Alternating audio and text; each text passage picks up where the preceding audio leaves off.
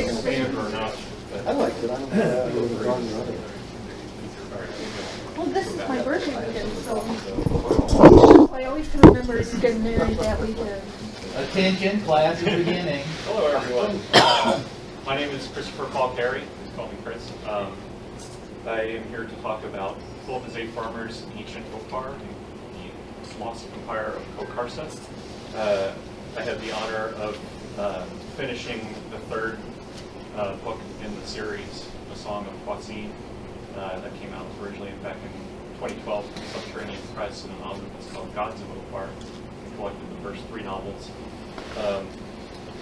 So I thought I'd go over some of the history of the series and some of the unique aspects of the series and where it's going forward today. First of all, I want to thank Joan Bledick and Jim Haggard for inviting me to speak. I was just coming to attend as a fan. I got invited to speak. So, what did you guys all think of Opar in the new Tarzan movie? What Opar? So, the outskirts. Yeah, exactly. My feeling is we just saw the outer edge, so they wanted to make a sequel, right? 500 miles. It's like through the waterfall, through that area. Beyond there is probably law and all the frightful men. Yeah. Well, I think there actually is a valley near Opar, and I just finally decided, okay, behind the sculpted face carved in the Valley of Diamonds and Opars. Maybe, yeah. From Tarzan and the Golden Lion, the Palace of the Mountain. All right, so I'll talk to you about this. Philip is a farmer, of course. Most of you know as a Hugo Award-winning science fiction author of the River World series, the World Clear series. He's known to Burroughs fandom from his Ancient Opar series, from especially Tarzan: The Dark Heart of Time, his Tarzan novel that he came out with in 1999, and his definitive biography of Tarzan Alive, came out in late 1972, where he treated Tarzan as a real-life character. Exactly. So the Ancient Opar series, or Khokarsa series, Khokarsa is the name of the larger motherland civilization that Farmer gave to Opar's motherland. It's rather unique in the history of pastiches, in that it is not a pastiche of a character. No named Edgar Burroughs character appears in it. It's a pastiche of Opar, a city, a setting, and it's a pastiche of not only just the setting, but the ancient history of the setting. So this is set 10,000 years in the past. So I find that to be, I can't think of another person, another author who's done something like that. He came up with the idea to write this series. He was inspired to write it when he was got into correspondence with the Burroughs fans, Frank Broykel and John Harwood. Some of you may have either known them or known of those guys. Frank Broykel, way back in the 1930s, 1935, I believe, started speculating about Opar and its origins, and because, as you know, in the Tarzan novels, Burroughs, when he writes The Return of Tarzan, there's no mention even of Atlantis. It's just a lost civilization. You might interpret it as Atlantis, but he never uses that word. I believe he drops the name Atlantis maybe once in Tarzan and the Jewels of Opar, and then later in Tarzan and the Golden Lion and Tarzan the Invincible, he starts referring to the motherland civilization as Atlantis. This kind of gave an opening for Broykel and Harwood. They thought that the Atlantis, you're in the middle of Central Africa. How would there be a colony of Atlantis there? It's way in the inland of Africa, Central Africa. So they came up with the theory, getting ahead of myself a bit, but so Frank Broeckel was interested in this and actually wrote to Edgar Burroughs about it and gave him some plot ideas back in, I think it was 1935. And of course, as Jim alluded to in his talk yesterday, the policy then was, these didn't even get to Edgar Burroughs. He did not even see them because they did not want to be accused of any kind of copyright infringement or anything like that. So he got a letter from ERB's secretary basically saying, thank you for writing, but can't put it before his eyes. And so ERB never wrote, never really went further into it. So it kind of stewed in Frank Broeckel's mind for almost 3 decades. And then he read an article in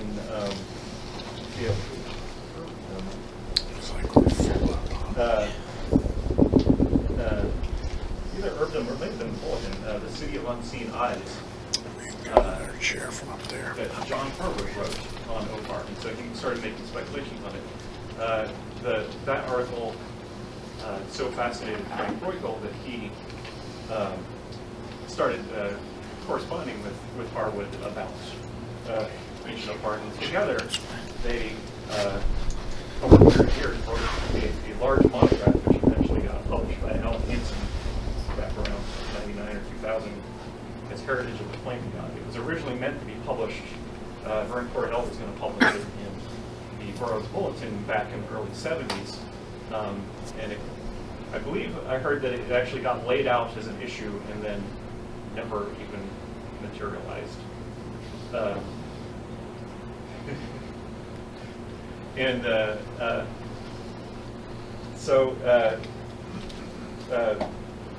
Vern Cornell was a good friend of Phil, was a farmer. I believe Vern lived in Pekin, right next door to POI. And so he would visit the farmers, and Betty Farmer and Phil Farmer really enjoyed his company. And one time he came over and he brought the manuscript to Heritage of the Flaming God and left a copy with Phil. And that so fascinated Phil that that's when he began thinking about writing this series, and he started corresponding with Broeckel and Harwood, and got into correspondence with Holbert Burroughs about the series. It turns out that Holbert Burroughs was also speculating about the ancient Khokar, what that motherland civilization would, and kind of had an idea that he might do something with it someday. But when Phil wrote to him, he was like, I'm never going to get to it, So I give you, my blessing to go forward. And he called it your masterpiece, because Phil, apparently, I haven't seen the correspondence. I've only seen it the one way, not what Phil sent to Holbert. But apparently, he must have done a large, elaborate description of what he intended to do.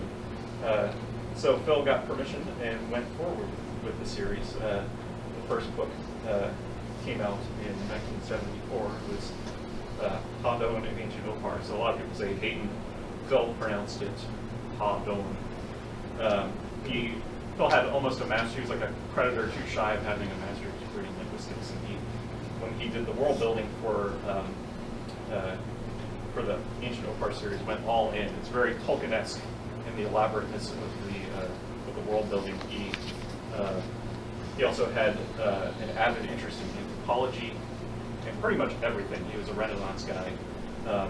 So he spent a couple years before he even started writing the book, just working out how the civilization worked. And so this was, so Broeckel and Harwood's idea, which Phil picked up on, was that 10,000 years ago or so, Central Africa had 2 inland seas. And they got the idea from a science fiction writer, Willie Ley. Some of you may know Willie Ley from the Pulse. who wrote a book called somewhere. He wrote a popular science book called Engineer's Dreams, and in it he had a chapter on this plan from this German architect to flood the Central Africa and create these two great inland seas. It was part of his Atlantropa idea to create kind of a utopia in the Mediterranean and Africa. A questionable utopia there, flooding people's land. But so Phil worked backwards from that and presupposed that back in 10,000 years ago, this in these basins, when the climate was much more lush, that there were these communities there, that peoples had wandered down from Europe and as far away as from Siberia. The ancestors of the Ainu from Japan came down and settled along the shores of this sea. And the island of Khokar is what Phil equates with Burroughs as Atlantis. So, and that's where the capital of this empire grew up.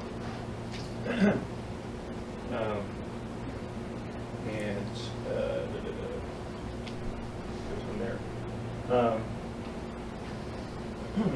So not only were did these peoples come down from Europe and from Asia, but also a Neanderthal population came down and went even further south and settled in the region of what later became Opar. And that would be Phil's explanation for the frightful men of Opar, that they were actually Neanderthals. And he called them the Gokako. And he came up with, actually Broy-kel and Harwood came up with the idea that, you know how you have the beautiful women of Opar, the priestesses, and then you have the brutish males of Opar, that there was some kind of a sex-linked gene that the Neanderthals, male Neanderthals had. So when they interbred with the human population, or the Homo sapiens population, I should say,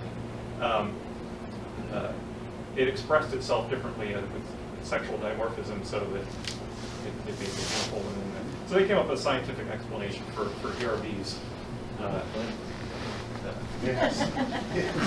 What's The that? comment was, glad it wasn't the other way. Yeah.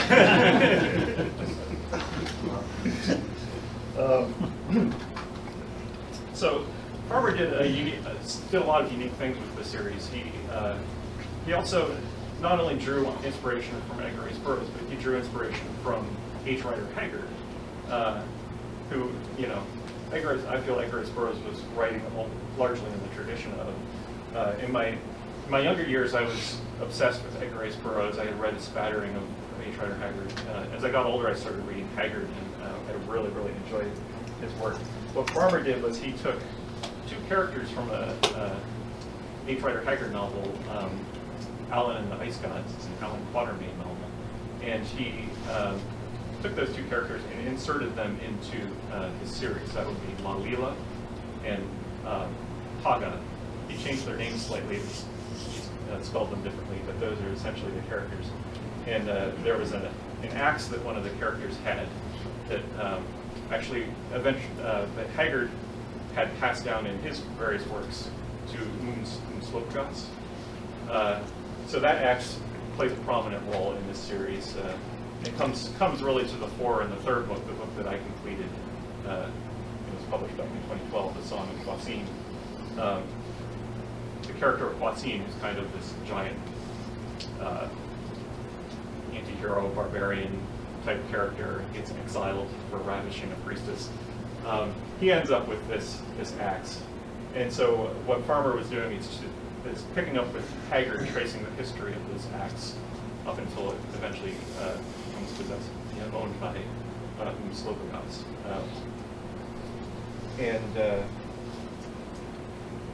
Let's see, he did other things too. There's a city in ancient Khokar called Wentesu, but if you invert the syllables and allow for some linguistic change over 10,000 years. It's actually Zubendis from the novel Alan Quatermain. So he's doing a lot of, Phil likes to do his world building kind of like the layers of an onion. He just had layer after layer of metafictional references buried in his writings, and we fans of Farmer like to figure what he did and unpeel the onion, basically figure out what he did. And Khokarsa, I should mention, the name Khokarsa comes from Carcosa, which some people may recognize from Ambrose Bierce. Ambrose Bierce wrote a famous story, An Inhabitant of Carcosa. Phil allowed that over the years the syllables change. It was originally Khokarsa, and it got mixed up by the time it got to Bierce. If you remember, that story was kind of spirit channeled from one character's like ancient memories or something. So it got mixed up in his mind, and so the original was Khokarsa. So he's doing a lot of these metafictional references in this series. He also drew a lot on just traditional classic mythology. He has Khokarsan oracles, which he drew a lot on. He drew on the tradition of the Greek oracles, basically. Like they have tall three-legged stools that they sit upon, and that's very similar to you see these paintings from ancient Greece, and you'll see that.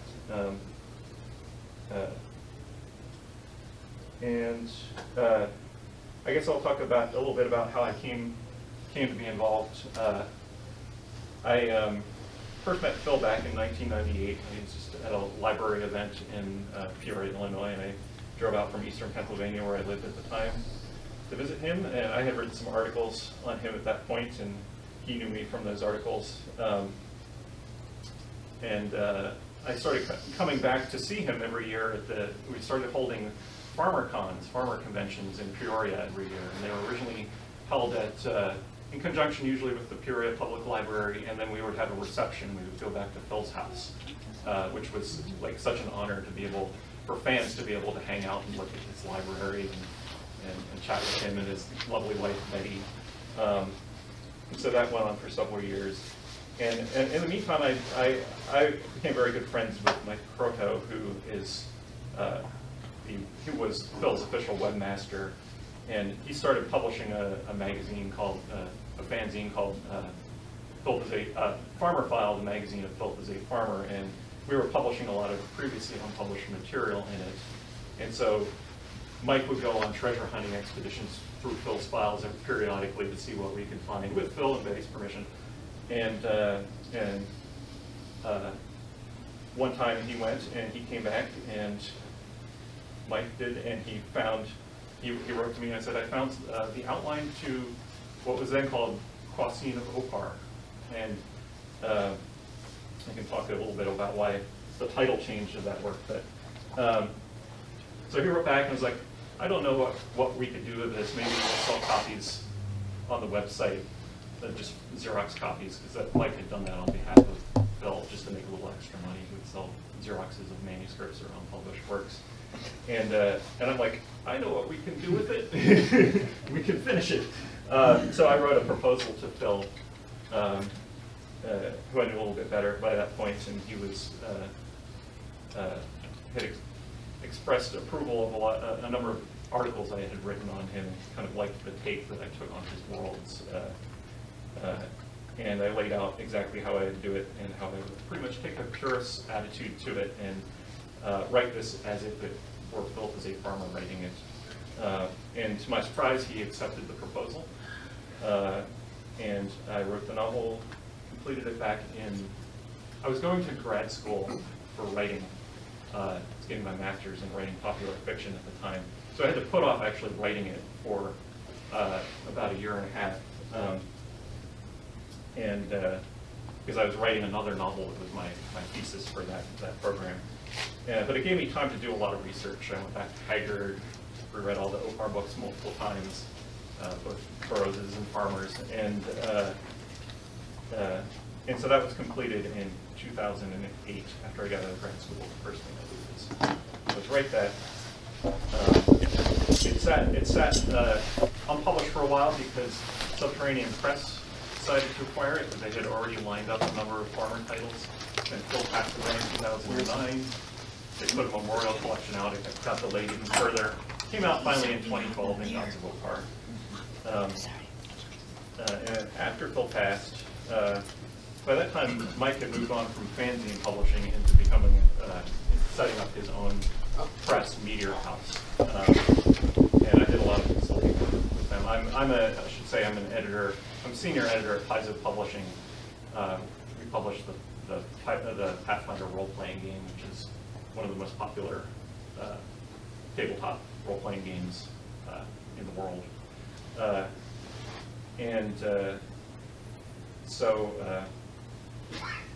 Losing my train of thought now.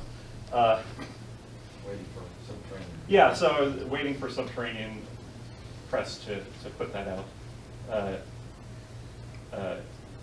I even pitched it to Planet Stories, which at one point before Subterranean took it.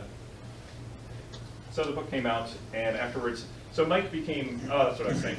Mike set up Meteor House, and I was kind of a consultant on setting up their styles, their initial styles and stuff. And we were considering, Mike wanted me to write additional Khokarsa stuff, and I had a lot of copies of Phil's notes. There was in his flight to Opar outline, he pauses while he's toward the end because he's trying to figure out how the end is going to wrap up and affect books going forward in the series. And in it, he writes a nice little one-page outline of kind of bullet points and kind of thinking things through too, of how it's going to end up in future books. So he essentially plots what would have been the book after the Song of KWASIN. That is what turned into Haggard, King of Opar, and Blood of Ancient Opar. It's kind of the split over these two books. So I was drawing on, even though it's got my byline on it, there is farmer in there. And backtrack a little bit, I mentioned I would say why the Song of KWASIN of Opar got changed to the Song of KWASIN. Back when Daw was going to really publish the third book back in the 70s, Phil got distracted and never finished it because he was working on projects that were making him a lot more money at the time.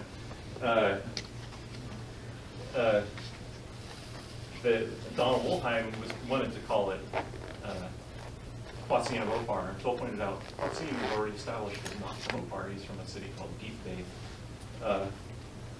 And there were a lot of jokes going around that I think it was Richard Geis or one of the editors of one of the fanzines Phil had written in about it, his dilemma about titling the book, and suggested calling it Nowhere Near Opar. Because the third book actually is not set in Opar, it's set in set on the island of Khokarsa, that quote unquote Atlantis.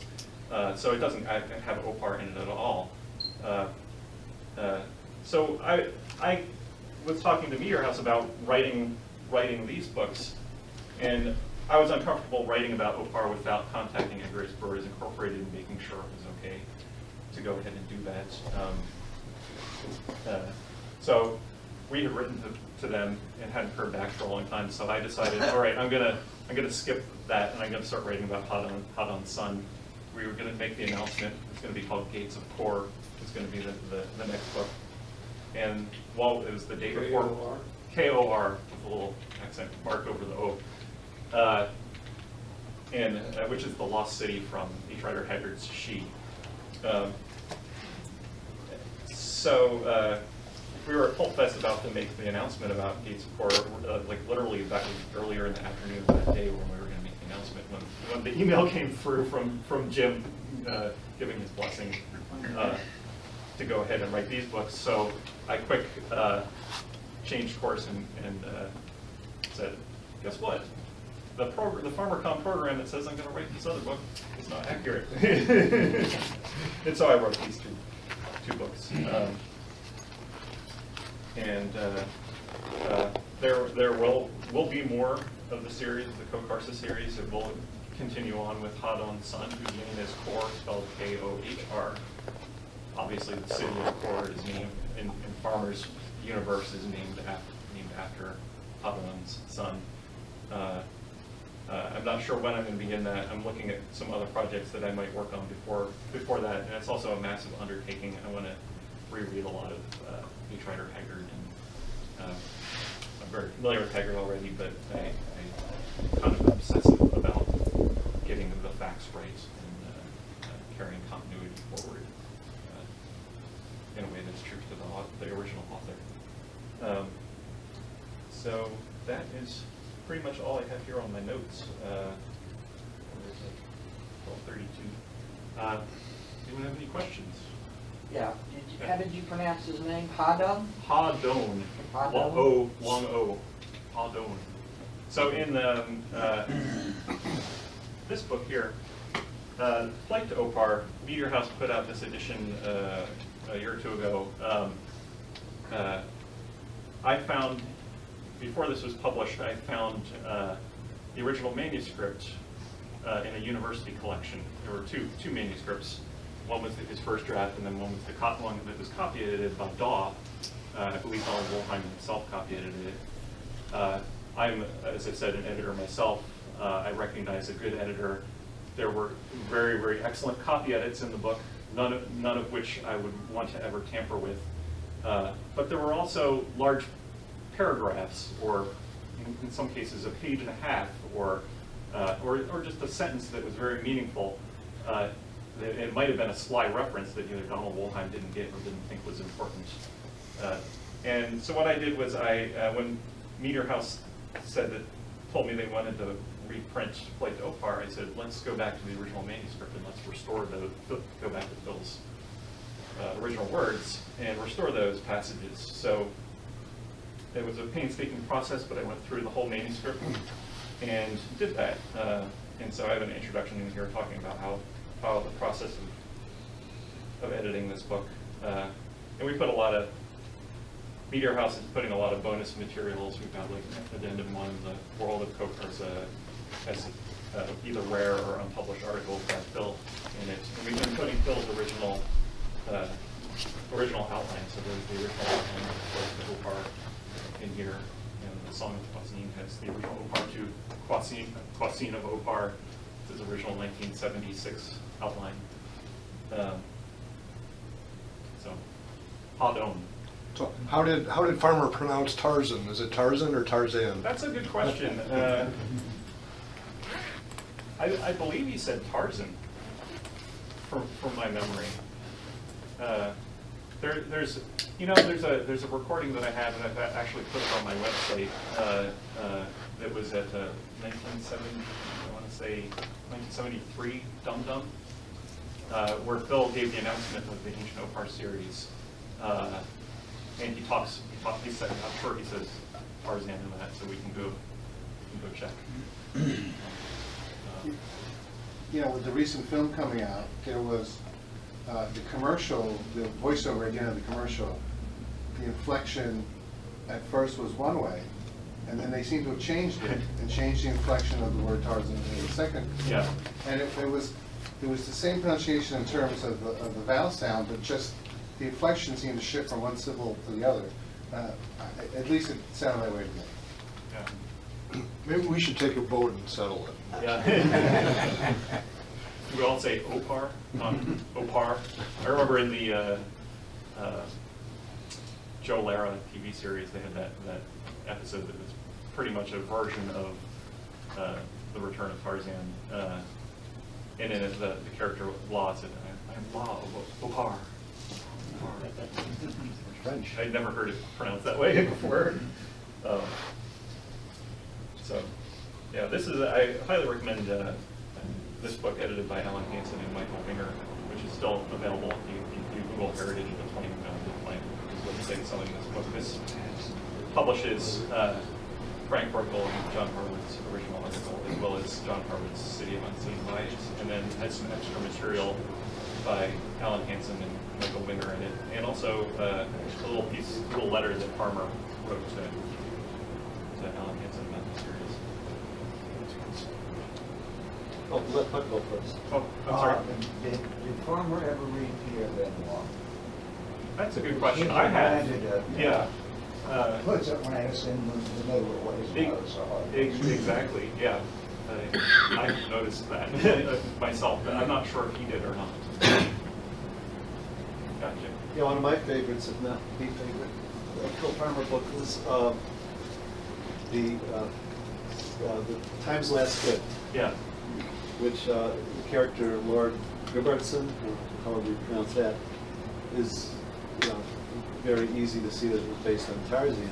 And when I was reading the Adon books, I liked the character of Sahindar, however you pronounce that.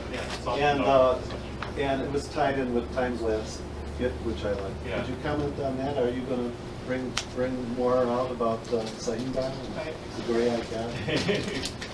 So, Sahindar is meant to be John Robertson. I don't think they called him Lord Robertson. I think he was just John Robertson in that series. But It's been a while since I read it. but there are a lot of hints that this character in Time's Last Gift may not be who he says he is, and may have changed his identity somewhere down the line.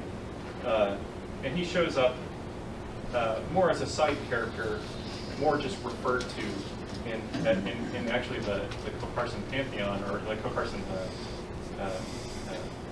deities. There's a demigod called Sahindar.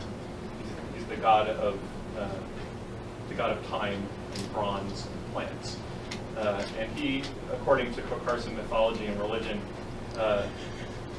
gave these boons to the ancient Khokarsans before they had developed their empire, when they were still just primitive people living along these inland seas, and gave them agriculture and taught them how to make bronze and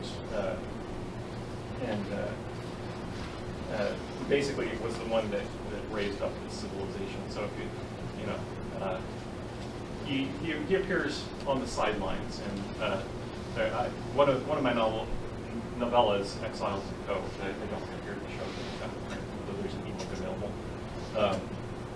He shows up in that book. So I don't know if that answers your question or not, but there are references to him in the new books, or in the religious sense. What's interesting about him, of course, is that I don't know how many people read Time's Last Gift. I think Huck, you read it. Yeah. And it's Tarzan, and he's gone into the past, and because he. Although Phil immortal. never said that. Never said it was Tarzan. Oh, I realize you want to be careful. But he's immortal, so he's able to live all the way into the present. That's Yeah. Yeah, so- spoiling it if you haven't read the book. But, Yeah. so he's able. Sorry, but he's able to. Then he'd be able to keep helping the Carson people. Right? So then is that part of what will happen? Is it?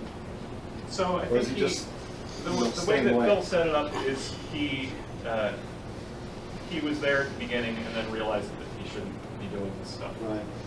And just let Prime it. directive. Yeah, kind of prime directive type thing. So, but he does play a role in does not appear in Haggard, King of Opar, Blood of Ancient Opar. Oh. But because he lived, Opar at the time of the main series is about 800 years old,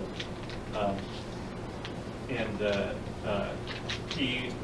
Sahindar had contact with the founder of Opar, priestess heroine named Huck. That's how you pronounce it, with the rounded lips.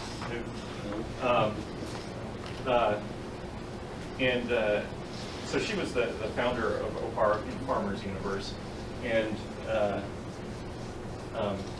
they left records behind. So there are certain records of things that Sahindar said that get passed down, and that plays a part in the plot of Haggard, King of Opar, Blood of Ancient Opar. So there is still some interplay, although not putting character.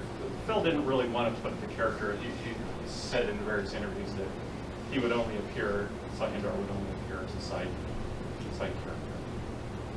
But if I can make one last comment, I just thought it was interesting how he did pop up here and there. I'll still read the last two books, even though he's not in it. Yeah. Well, You were really his influence is there.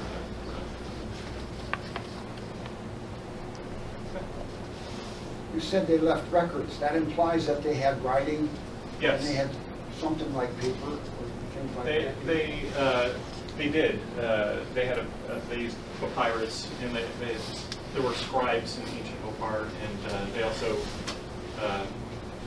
recorded records on gold tablets and stone tablets and things like that.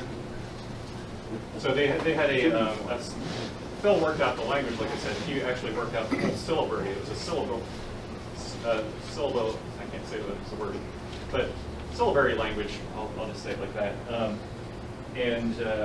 So you have certain groups of syllables that the language is restricted to. We worked out what those were, and they were based in part on the Native American Algonquin language, because he presupposed that some of the races, the ethnicities that moved down and settled what later becomes Khokar were from Asia. So it's kind of like the Native Americans went one way, you know, the ancient Asians went one way across in various waves to North America, and then another wave came down that nobody but Bill and Greg Burroughs knew about.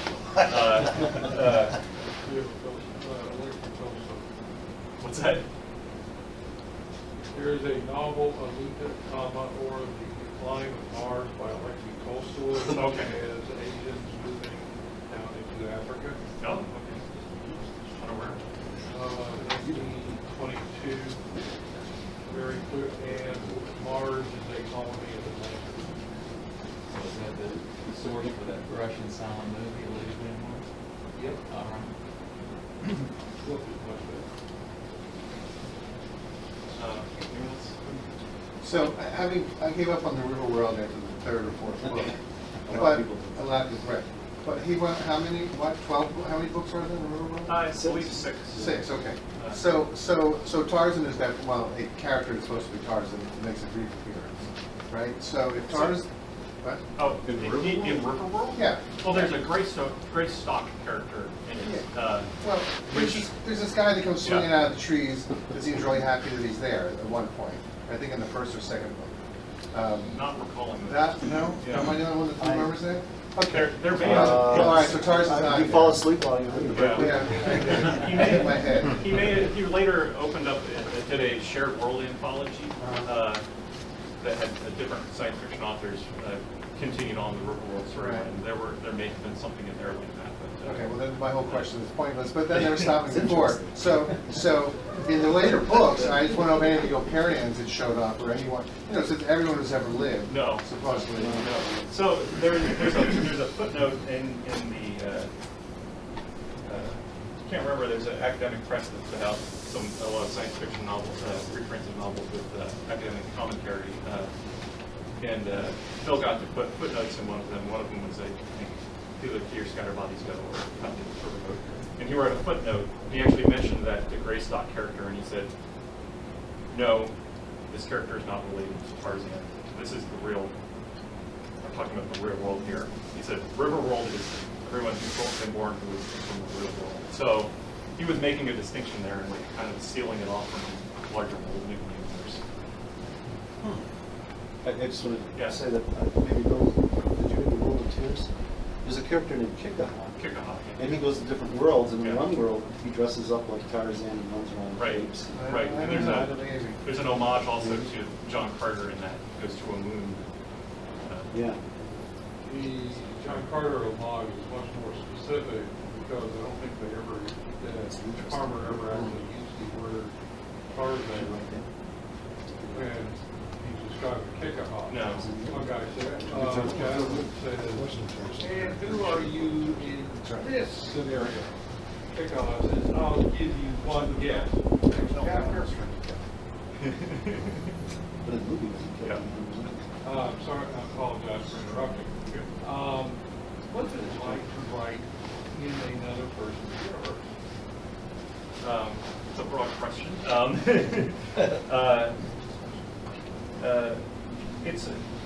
It's intimidating. first of all, like especially when I started this, and that's one reason I'm glad that I had extra time to do a lot of research is because I was able to get facts right, I think. And so, like, at first, the first thing is it's intimidating. You want to be as true to the original author as you can be. You want to look at I looked at his writing style. I examined the way that, like, even the cadence of his sentences and things like that. I'm not as good a writer as Wolf is a I would never ever think that. But I did try to evoke farmer and be farmerian in it. So it's a lot of just absorbing that author so much that you start to think like him, or at least how you would perceive that you would think. It's a lot of fact checking when I write. I have books spread all out across my table, my desk, piles of them. I do a lot of. I have reading copies where I underline and the original Opar books that are just marked up like crazy. So I mean, that's what it's like for me. I kind of go all into it and try to do the best job I can do and respect the original author. Is there anything in particular? Here. That's my experience, and it's gratifying when people seem to enjoy what I write. So. Yeah, I want to say thank you. I enjoyed the first two, the Hayden had books when they. Adon, yeah. Let me say had it. Had on the books when they. Yeah, the next book, the Hadon family changes their name to Hadon. Yeah. Well, had on means don't you? No, it sounds very, very on-ish. It means red hawk. So another subtle nod to ERB. Red hawk. So does Ha mean red and Don mean hawk? Or the other way around? Ha means hawk and Don dome. It's like Spanish. Yeah, it's reversed. Yeah. But I Because enjoyed. ha is evocative of like a sound of a hawk. I was onomatopoeia. So, yeah. But I enjoyed those two books so much, but I was so disappointed because I was waiting for the third one. Weren't we all? So thank you for at least Very completing the welcome. trilogy. It was an honor. And I Honor enjoyed to it do. a lot. I mean, like that ending, of Flights That's a great Opar one. is just like, where's the next book? Yeah. And you want to see the destruction of the. And it was almost, 35 years Yeah. before it came out. That was a challenge in the publishing world, which, I'm sure Jim over here can has a similar experience, but you're dealing with material that's, old, was written, decades ago, and to get a publisher interested in that again. And I was writing the third book in the series. It's not like like the beginning. It's like, well, there's been two books for 35 years in the third book. And there was a lot of, a lot of publishers weren't interested in doing that. I believe it went to Bain Books.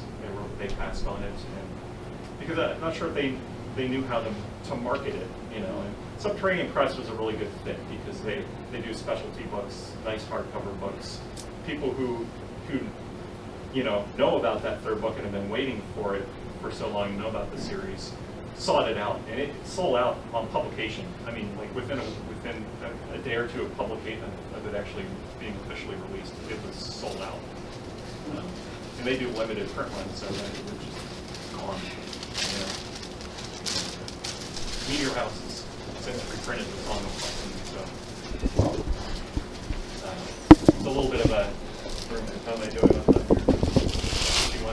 You got like 2 minutes. Okay. First, just a question that's come up often. Is there indication of how many books Joel thought he might write in the series? He said, I believe, anywhere from 6 or 7 to 12, I think, is the highest number. So he planned to do this expansive series, and you see there's a family tree that he does it writes at one point, and you can see him lining up the second generation with Thor, his son Thor, and Lalila and Hadam together, and have children there. See those children lining up there, so he definitely carried that forward. Questions? Thank you. Oh, good point. Yeah. That's how I pronounce it when I read it. Let's have a vote. So, but thank you so much for listening.